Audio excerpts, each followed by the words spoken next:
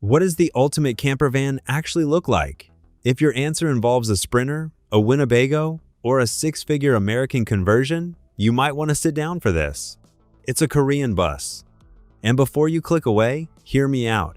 Because once you see what's inside this thing, you're going to be genuinely angry that North America hasn't figured this out yet. Today, we're looking at a brand new build by a company called Seven Mobil out of South Korea. They take a Hyundai County bus, a vehicle with the durability of a tank and the lifespan of a tortoise, and they turn it into what I can only describe as a rolling luxury apartment.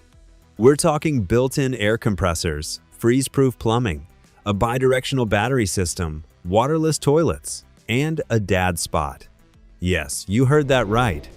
A dedicated sleeping zone, specifically designed to quarantine snoring fathers. Stick around, this one's worth your time.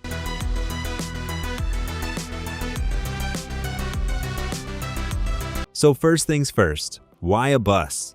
Here in North America, when people think of a camper van, they think of vans, Sprinters, Transits, maybe a Class B or Class C motorhome, and those are great.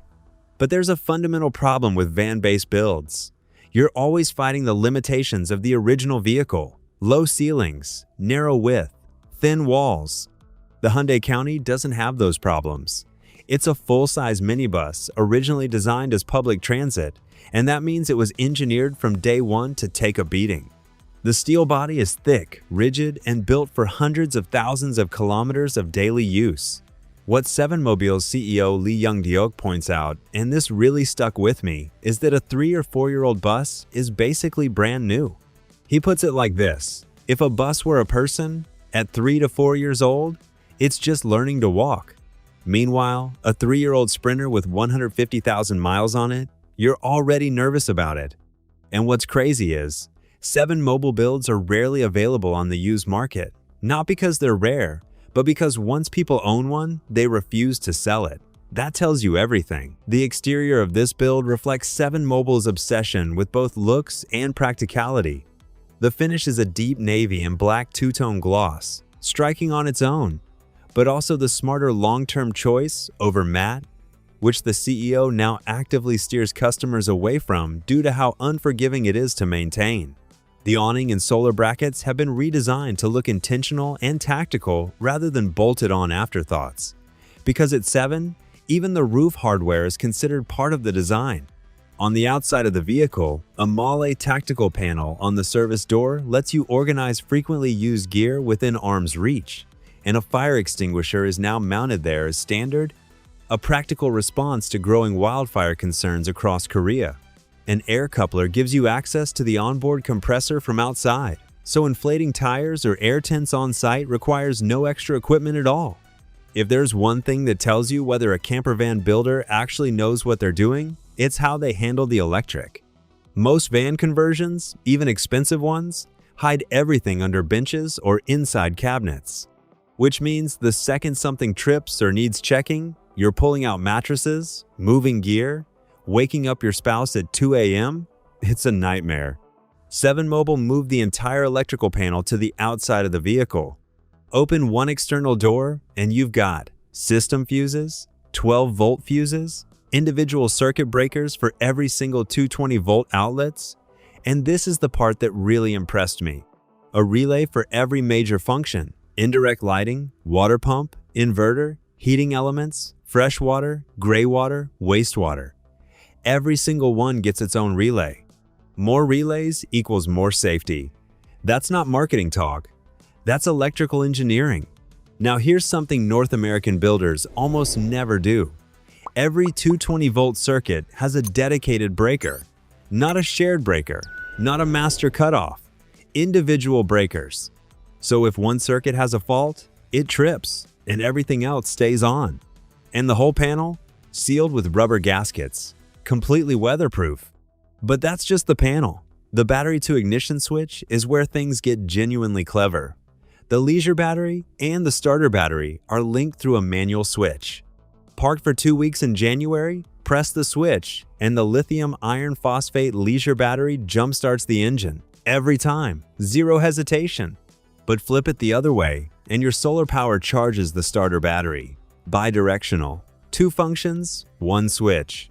It's so elegantly simple that you wonder why every camper van doesn't do this. Now, if you've ever done winter camping in a camper van, you already know the anxiety. Will my pipes freeze tonight? Did I drain everything properly? Is there still water sitting in a line somewhere? Seven Mobil basically eliminates that anxiety entirely. Every water line in this build is insulated and thermally connected to the underfloor heating system. That means as long as the boiler is running, your pipes physically cannot freeze. Even if they do freeze overnight, maybe you turn the boiler off. The moment you fire it back up in the morning, every line thaws on its own. No hairdryer, no panic, just turn a switch. And for when you're storing the vehicle long-term, they've built in a dedicated air drain system using an onboard compressor. You just press a button, compressed air pushes through every line, and all the water is physically expelled from the pipes. Hot lines, cold lines, all of it. Once air is all that comes out, you know you're done. It's the same principle aircraft used to clear hydraulic lines in a camper van, built in as standard. The bathroom itself is also worth mentioning. Premium Hansum flooring with a significant drainage slope so water runs off no matter what angle the vehicle is parked at. A metallic shower head with genuinely impressive water pressure, and a shower partition that's been internally reinforced to prevent warping over time. Oh, and the heater vent used to protrude from the bathroom wall. People kept bumping their legs on it, so they recessed it flush into the wall. Small detail, big difference.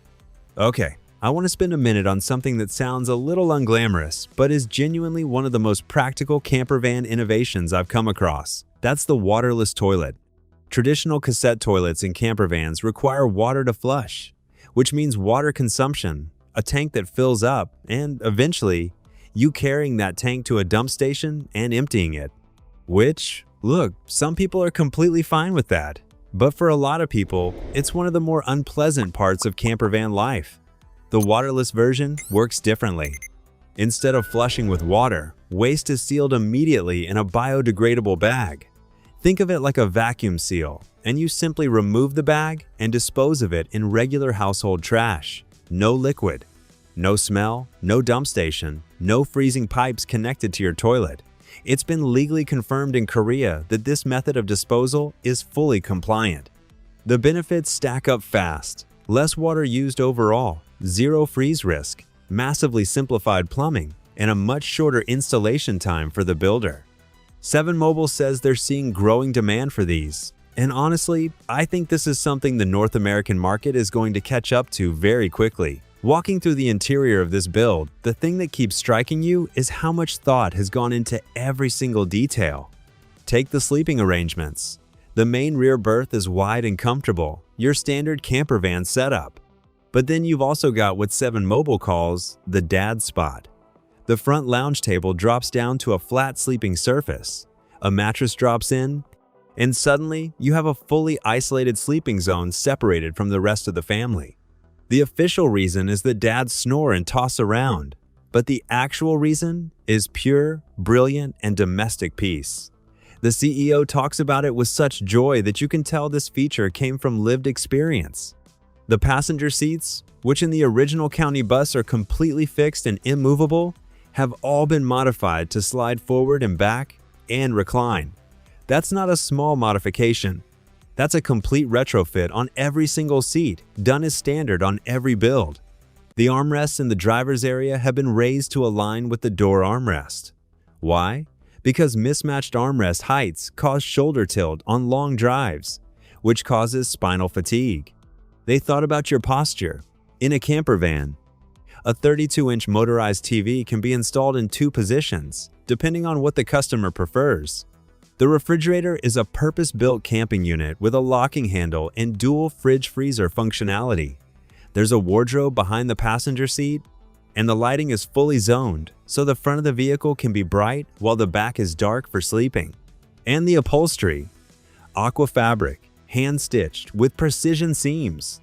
The CEO pulls it up to the camera like he's showing you fine tailoring, because to him, it is. Here's the thing I keep coming back to.